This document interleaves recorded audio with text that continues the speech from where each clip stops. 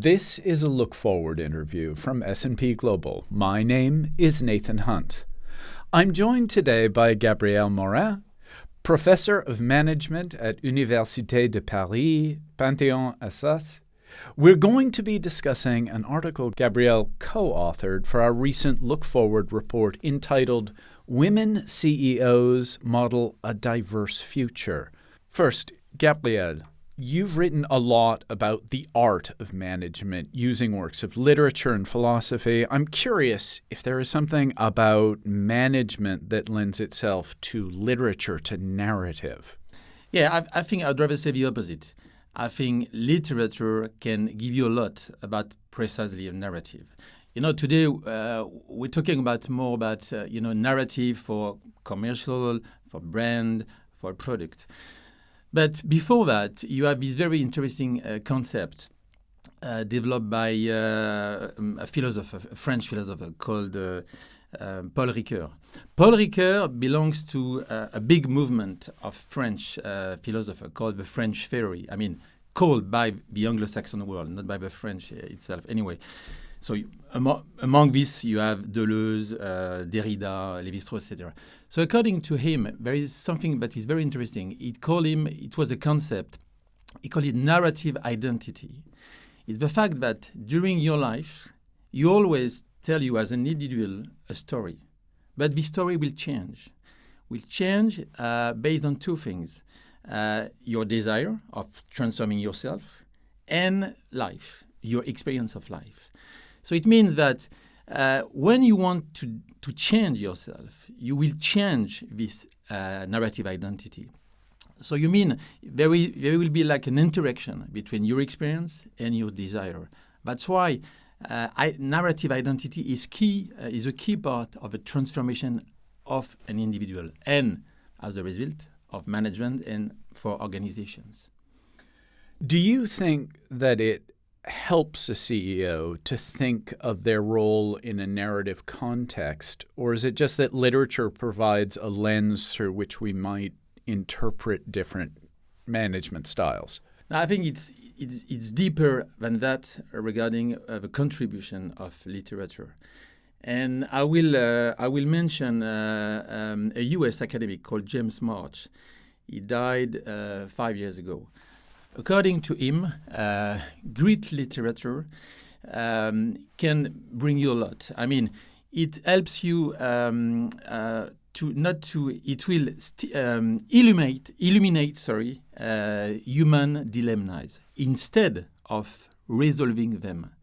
So in other words, it means that with great literature, you will have more to elaborate, stimulate a thought than resolving them. So it means what? Indeed, this process of understanding, having idea, is really where literature is about. And in great literature, you have more questions than answers. And that's exactly what a leader has to do. He has to think, he has to question, and usually, it's not something that is taken for granted. I'm working in, as you said, in management sciences, and on top of that, I'm working in leadership. In Leader and Leadership, let's say a publication. Sorry for my French, but there is a lot of crap. The thing is, in this particular part, 10 lessons to be tips to be a better leader, etc. You lose time when you read that. If you read a great literature, you will have more questions, once again, than answers. And it will stimulate your way of thinking and your thinking. Typically, you take Shakespeare. In Shakespeare, you have much more questions than answers. So that's exactly the point that James March made. Great literature can help you being a better leader. I'd like to follow up on the idea of narrative identity that you referenced from Ricoeur.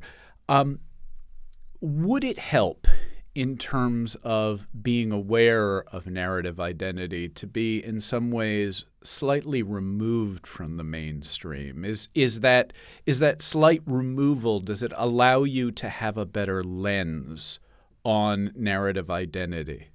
Yeah, I think so, because question is about finding a way and finding in the first place yourself. And it's something that is key in the leader, let's say, grids of skills, etc. It's the transgression, but the good transgression. You got two ways of transgression: a positive one, which is the individual puts the organization above him or herself, and the bad one, which is more selfish and ego. But transgression is a way that has to find the leader. And it's where, once again, you go back to something that is unique and that you have to think, you have to create. The paper you co-authored with Daniela Brandaza is on women CEOs. Are there meaningful differences on average between men and women who reach that level in a company? I think it has been said by research that it's more, it's the metaphor of a labyrinth for women more than for men. I would say that, I've been reading a lot of research about this tricky but fantastic, subject, especially for me working in leadership development. One of the most striking research I've ever read, it was published by Harvard and McKinsey. It was about the feedback. And according to this research, it said that when you are a woman, your manager, it can be whatever gender it can be, man or woman, they will, they will give you a different feedback if you are a woman.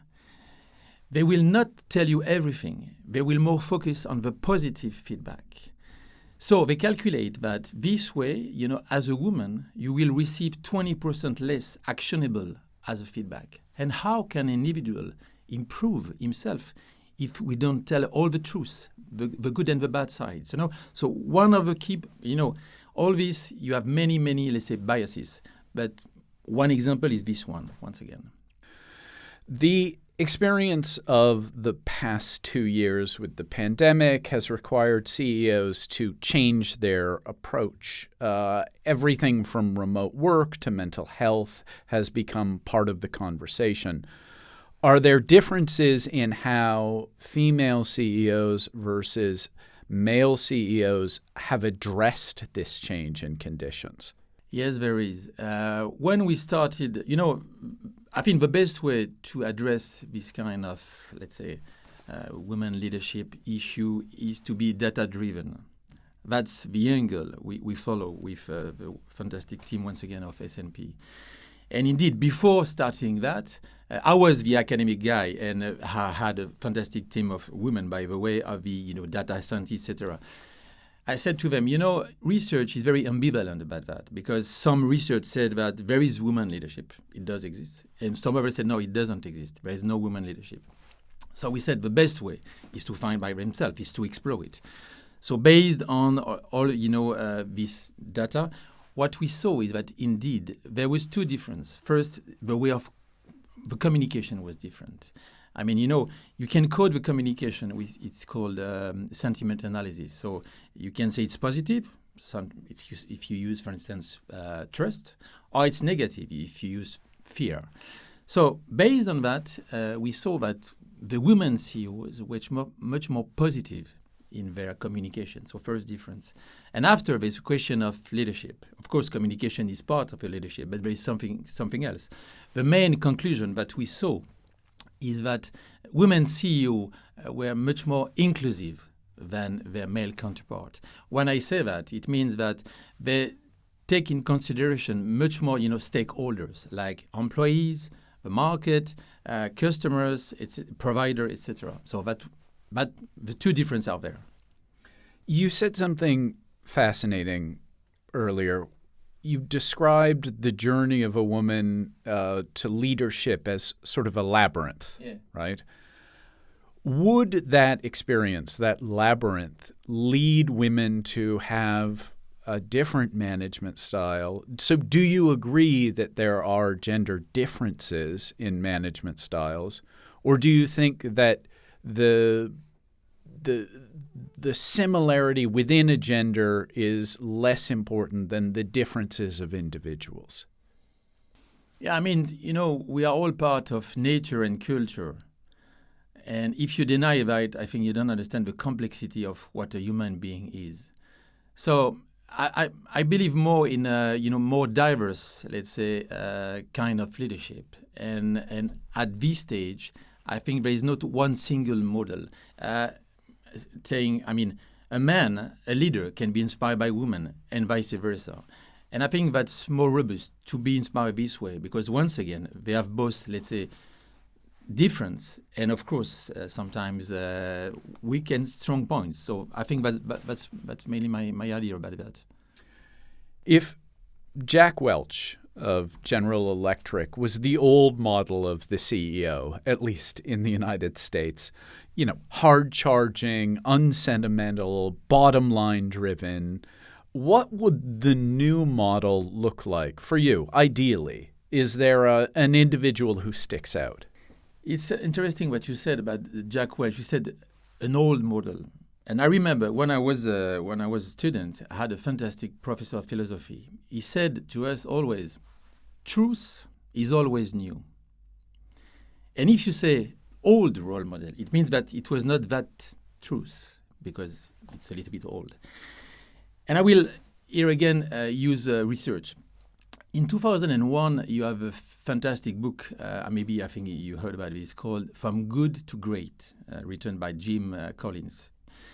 So it was a study, a very serious one, paid on 1,500 companies. And the idea was to show and to highlight what was the best company in terms of leader. But they don't concentrate only when the leader was on board. It was also after, when the leader quits, what's happened. So the question here was the succession. And what they see is that even some good leaders were just good as Jack Welch, because when he left, it was not that good precisely. And on the opposite, if you take less well-known companies like Abbott or Gillette, the succession was really, really well managed. And that's where here they reach what they call the level 5 leadership, the top. So I would say that for me, there's no model of leadership. I think, and I will go back to another research written by Zalesnik. Abraham Zalesnik is very well known in the leadership theory. He was from psychiatry, psychology. But the important thing is that he was the first in charge of the first ever share of leadership created at Harvard in the 70s. He wrote a fantastic paper called Leader Manager, What's the Difference? Are they different?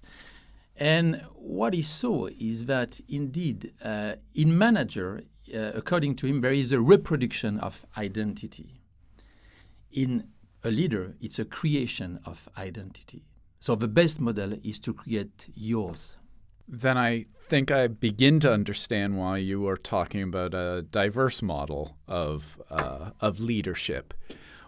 When you think about your work with students at the university, are you trying to produce better managers or better leaders? Both. Because my theory here it's you don't have any organizational success without having 4 roles around the table: a manager, a leader, leadership, and an expert. And it's all this life cycle is something that you have to learn. You learn management, from the expert. You are an individual contributor. You become a collective one. So you learn management, and then you learn leadership, etc., etc. It's not the same capital that you will manage. If you make the difference, the counterintuitive difference between leader and leadership is about people, it's social capital. Leader, it's about ideas and vision. It's human capital.